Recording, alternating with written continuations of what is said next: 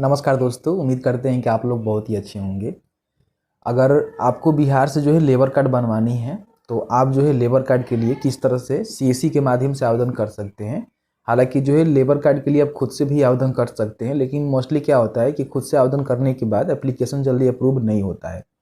तो सीएससी के माध्यम से लेबर कार्ड के लिए कैसे आवेदन करना है, बेसिकली न्यू प्रोसेस के माध्यम से 2024 में जो एप्लीकेशन फॉर्म किए जा रहे हैं, सभी जानकारी आपको हम बताएंगे। देखिए, अगर आप भी अपना लेबर कार्ड रजिस्ट्रेशन जो है सीएससी के माध्यम से करना चाहते हैं तो सबसे पहले आपको ये वाला जो है पोर्टल पे आना होगा, जो कि बिहार का ही पोर्टल है और इसी के माध्यम से आपका लेबर कार्ड का जो है सभी काम किया जाता है। तो यहाँ पे आने के लिए आप चाहें तो अपने कंप्यूटर के ब्राउज़र में ये वाला जो लिंक है इसको टाइप कर सकते हैं, या फिर आपके सुविधा के लिए हमने जो है लिंक डिस्क्रिप्शन बॉक्स में दे दिया हुआ है, जहाँ से क्लिक करके आप इजीली इस पोर्टल पे आ सकते हैं।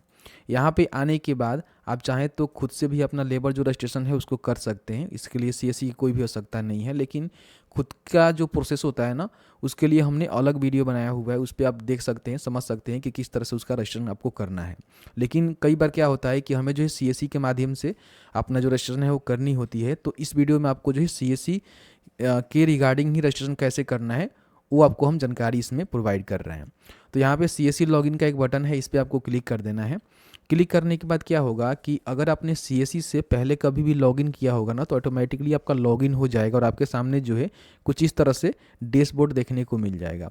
लेकिन अगर आप लॉगिन नहीं किए होंगे तो आपके सामने सबसे पहले लॉगिन पेज आएगा, जिसमें सीएससी का जो यूज़र आईडी पासवर्ड है उससे डालकर आपको लॉगिन करनी होगी। ठीक है, तो इस प्रकार से आपको लॉगिन कर लेना है। लॉगिन करने के बाद यहाँ पे देख सकते हैं कि एक रजिस्ट्रेशन का जो है बटन मिलेगा, इस पर क्लिक करेंगे तो वर्कर रजिस्ट्रेशन का एक बटन मिलेगा, बस इस पर आपको क्लिक कर देना है। ठीक है, क्लिक करने के बाद आपके सामने जो है कुछ इस तरह का इंटरफेस आएगा। यहाँ पे जो है आधार सत्यापन सबसे पहले आपको करना होगा, तो इस पर आप क्लिक करेंगे, थोड़ा सा वेट करेंगे तो यहाँ पे आधार कार्ड नंबर और आधार पे जो भी एप्लीकेंट का नेम है वो नेम यहाँ पे पूछेगा। ठीक है, तो जानकारी भरेंगे और यहाँ पे ऑथेंटिकेट के बटन पे आपको क्लिक करना है। तो देखेंगे आपका जो आधार सत्यापन है यहाँ पे कंप्लीट हो जाएगा और आपके सामने जो है इस तरह का फॉर्म खुल जाएगा, जिसको स्टेप बाय स्टेप भरनी है। सही ढंग से भरिएगा, नहीं तो आपका एप्लीकेशन जो है रिजेक्ट होने की चांस ज़्यादा रहता है।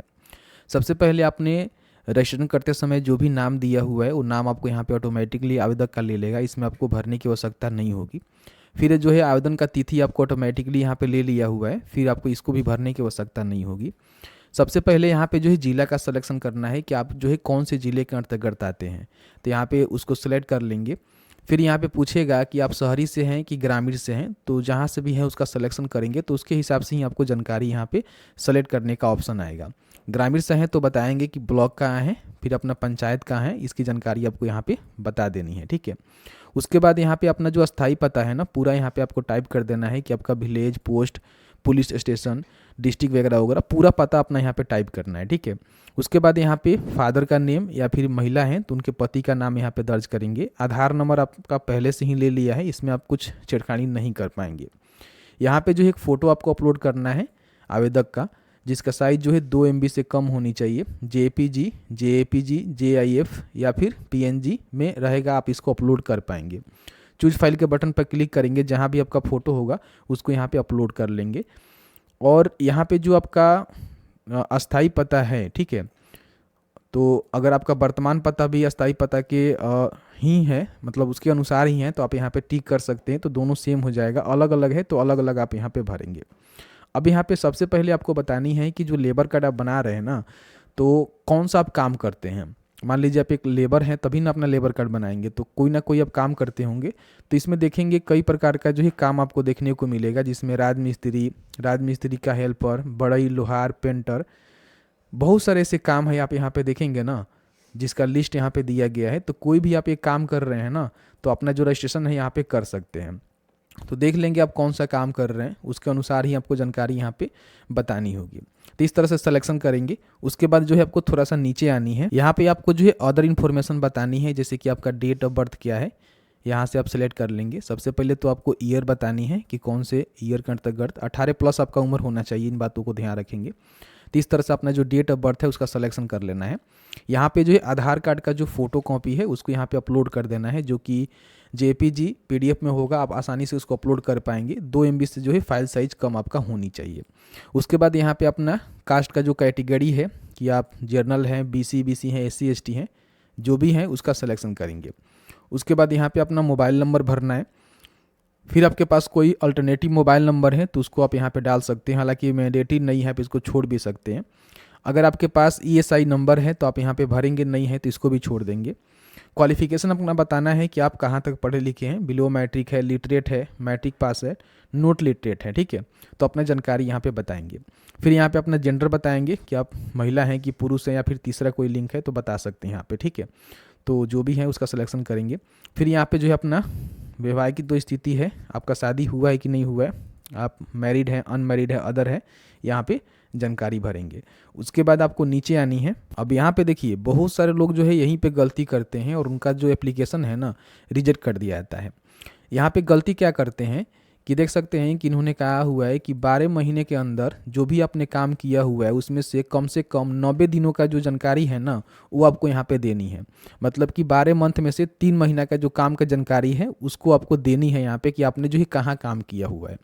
तो सबसे पहले यहाँ पे देख सकते हैं कि जो भी आप ठेकेदार के पास या फिर कोई कंपनी के पास आपने काम किया हुआ है तो उसका जो भी लाइसेंस नंबर है अगर आपके पास है तो आप यहाँ पे इसको दे सकते हैं, नहीं है तो आप इसको छोड़ दीजिएगा, ठीक है। ये मैंडेटरी नहीं है क्योंकि यहाँ पे स्टार मार्क नहीं लगा हुआ है। उसके बाद देखेंगे तो यहाँ पे एम्प्लॉयर का नाम यानी कि नियोजक का नाम, आप जहाँ काम किए हुए हैं उस ठेकेदार का नाम क्या है या फिर उस कंपनी का नाम क्या है, वो आपको यहाँ पे मैनुअली टाइप करने का ऑप्शन मिलेगा, तो अपने हिसाब से यहाँ पे टाइप कर दीजिएगा। उसके बाद उसका पता क्या है, जो भी कंपनी है, जो भी आपका ठेकेदार है उसका पता क्या है यहाँ पे बता देंगे। फिर आपने जो है किस प्रकार का कार्य किया हुआ है और कार्य का स्थल का जो ब्यूरर है उसको आपको बताना है कि हाँ इस कार्य का जो है स्थल पे हम काम किए हुए हैं, तो उसकी जानकारी आप बताएंगे। फिर आपने किस प्रकार का काम किया हुआ है, तो जो भी आप ऊपर सेलेक्ट किए हुए हैं, जैसे कि हमने राजमिस्त्री का सिलेक्शन किया हुआ है तो यहीं पे हम राजमिस्त्री का भी सिलेक्शन करेंगे, क्योंकि यही इसी ट्रेड से जो है हमारा लेबर कार्ड बनेगा, ठीक है। उसके बाद यहाँ पे आपने कब से लेकर कब तक काम किया हुआ है, ठीक है, उसकी जानकारी आप भरेंगे। देखिए 12 मंथ में से 3 महीना का जो है जानकारी यहाँ पे आपको भरना ही भरना है, नहीं भरेंगे तो आपका जो लेबर कार्ड है ना रिजेक्ट हो जाएगा। तो यहाँ पे आप क्लिक करेंगे तो आपको डेट मिल जाएगा, जैसे कि मान लीजिए अभी जनवरी चल रहा है तो इस हिसाब से अक्टूबर से लेकर आप, ठीक है, 7 दिसंबर तक आप दे सकते हैं। तो ऑलमोस्ट आपका 3 महीना यहाँ पे हो जाएगा, अक्टूबर, नवंबर, दिसंबर, ठीक है। तो इस तरह से जानकारी आपको बतानी है। फिर यहाँ पे टोटल जो है अवधि आपको बता देना है, तो मैं यहाँ पे 90 डे लिख दूंगा इस तरह से, ठीक है, क्योंकि हमने जो है 90 दिन का ही दिया हुआ है। यहाँ पे टाइप नहीं होता है, लेकिन देखिए यहाँ पे डे और ईयर नहीं बताया गया है, तो आप यहाँ पे मंथ में ही डे में ही टाइप करेंगे, ठीक है। तो यहाँ पे बता देंगे कि हाँ 90 दिन हमने काम किया हुआ है, ठीक है। तो इस तरह से सिलेक्शन कर देंगे। उसके बाद यहाँ पे अगर आपके पास कोई प्रमाण पत्र है जो कि आपका कंपनी या फिर जो भी ठेकेदार है वो दिया हुआ है, नहीं है तो आप बनवा सकते हैं उनसे बोलकर, एक सिग्नेचर मोहर करवाएंगे और उसमें लिखवा देंगे कि हाँ हमने प्रमाणित किया हुआ है कि ये व्यक्ति हमारे यहाँ काम किया हुआ है, ठीक है। उस सर्टिफिकेट को आप यहाँ पे दे सकते हैं, हालांकि मैंडेटरी नहीं होता है। अगर आपके पास ये नहीं है तो आप यहाँ पे डिक्लेरेशन दे देंगे कि हाँ हम सत्य बोल रहे हैं, मतलब हम सच बोल रहे हैं, हमने काम किया हुआ है, बट हमारे पास प्रमाण पत्र नहीं है। लेकिन देखिए मोस्टली क्या होता है कि इससे कुछ होता नहीं है। अगर आप सर्टिफिकेट नहीं देंगे और केवल इसमें टिक करके फॉर्म को भरेंगे ना तो आपका एप्लीकेशन जो है कहीं ना कहीं रिजेक्ट हो जाएगा। तो मेरा मानना ये है कि आप एक बार सर्टिफिकेट अपने ठेकेदार से या फिर कंपनी से बनवा कर यहाँ पे ज़रूर अपलोड कर दीजिएगा, ठीक है। उसके बाद पूछेगा कि आपने जो भी सर्टिफिकेट मतलब इशू हुआ है जहाँ आप काम किए हैं तो किसके माध्यम से आपका सर्टिफिकेट इशू हुआ है, अथोराइज कोई ट्रेड यूनियन है या फिर आपका नियोक्ता है या फिर LEO अफसर होते हैं उनके माध्यम से इशू हुआ है। तो अपना जानकारी जो भी होगा आप यहाँ पे उसको सेलेक्ट करेंगे, ठीक है, और इसको ऐड मोर के बटन पर क्लिक करेंगे। देखेंगे इस प्रकार से आपका जो जानकारी है ना यहाँ पे ऐड हो जाएगा, ठीक है। अब यहाँ पे मान लीजिए और भी किसी ठेकेदार या फिर कंपनी की जानकारी ऐड करना चाहते हैं तो यहाँ पे ऐड मोड पे क्लिक करके आप ऐड करते जाएंगे, और जिसको भी आपको टिक करना है, जैसे मान लीजिए इसको हमको नहीं भरना है, यही वाला सही है तो इसको छोड़ देंगे। उसके बाद क्या करना है कि आपको जो है यहाँ पे टिक कर देना है कि हाँ मैं घोषणा करता हूँ कि मैंने जो है 90 दिन से अधिक काम किया हुआ है, ठीक है। तो यहाँ पे जरूर टिक कर देंगे। उसके बाद आपको नीचे आनी है। यहाँ पे आपको जो है बैंक जो इन्फॉर्मेशन है वो आपको प्रोवाइड करवाना है, क्योंकि किसी प्रकार की कोई भी स्कीम हो गया उसका लाभ जो है इसी बैंक खाते में आपको देखने को मिलेगा। तो सबसे पहले अपना बैंक का जो IFSC कोड है यहाँ पे डालनी है और गेट बैंक इन्फॉर्मेशन के बटन पर क्लिक करेंगे तो आपका बैंक का नाम, शाखा का यहाँ पे देख सकते हैं कि नाम और एड्रेस ऑटोमेटिकली यहाँ पे ले लेगा, जिसमें आपको भरने की आवश्यकता नहीं है, ठीक है। उसके बाद यहाँ पे अपना जो है बैंक अकाउंट नंबर आपको भरना है। फिर उसी अकाउंट नंबर को आपको कंफर्म कर देना है। आपके पास जो पासबुक है ना, उसका जो पहले का पृष्ठ होता है जिस पे आपका account number IFSC code mention होता है, फोटो वगैरह रहता है, उसको यहाँ पे चूज फाइल पर क्लिक करके अपलोड कर देना है। 2 MB से कम इसका भी फाइल साइज होनी चाहिए। उसके बाद अगर आप किसी अन्य कल्याण विभाग के बोर्ड के सदस्य हैं तो यस कर सकते हैं, नहीं है तो नो करेंगे। अगर आपके पास राशन कार्ड है, ठीक है, तो राशन कार्ड जरूर यहाँ पे अपलोड कर दीजिएगा। आपका जो कार्ड है ना बहुत जल्दी बनेगा। लेकिन राशन कार्ड नहीं है तो आप यहाँ पे नो कर सकते हैं। अब यहाँ पे आपके जो भी फैमिली मेंबर हैं उनकी जानकारी आपको भरनी है। जैसे कि मान लीजिए आप शादीशुदा हैं तो आपके घर में कहीं ना कहीं फैमिली मेंबर होगा, या फिर आप शादीशुदा नहीं है तो फिर आपके माता पिता होंगे ही, तो उनकी जानकारी आप यहाँ पे ज़रूर भरेंगे।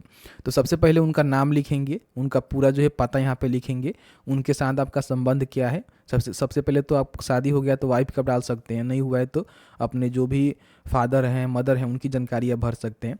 फिर यहाँ पे उम्र बताएंगे और उसके बाद उनका जेंडर बता देंगे, कौन से जेंडर है, मेल है कि फीमेल है। उसके बाद यहाँ पे ऐड मोड के बटन पर क्लिक करेंगे तो देखेंगे इस तरह से आपका जो जानकारी है यहाँ पे ऐड हो जाएगा। जिसको चाहे तो आप गलत कुछ हो गया है तो इसको डिलीट भी कर सकते हैं।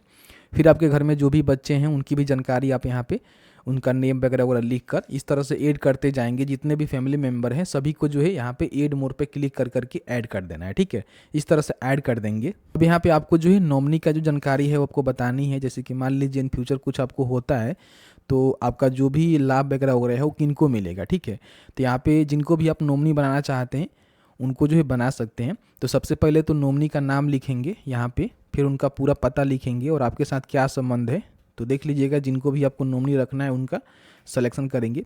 फिर उनका उम्र बताएंगे और परिवार के उन सदस्यों के नाम के आगे चिन्हित करें जिन्हें नॉमिनी बनाना चाहते हैं। तो जैसे कि इनका जानकारी भर रहे हैं तो इनको ही टिक कर दीजिएगा। फिर यहाँ पे इनको शेयर आप कितना देना चाहते हैं, तो आप चाहें तो 100% इनको ही दे सकते हैं, या फिर आप चाहें तो आपके घर में जितने भी सदस्य हैं ना उनको अलग अलग परसेंटेज के हिसाब से ऐड मोड के बटन पर क्लिक करके उनका जो है जानकारी यहाँ पे ऐड कर सकते हैं, ठीक है।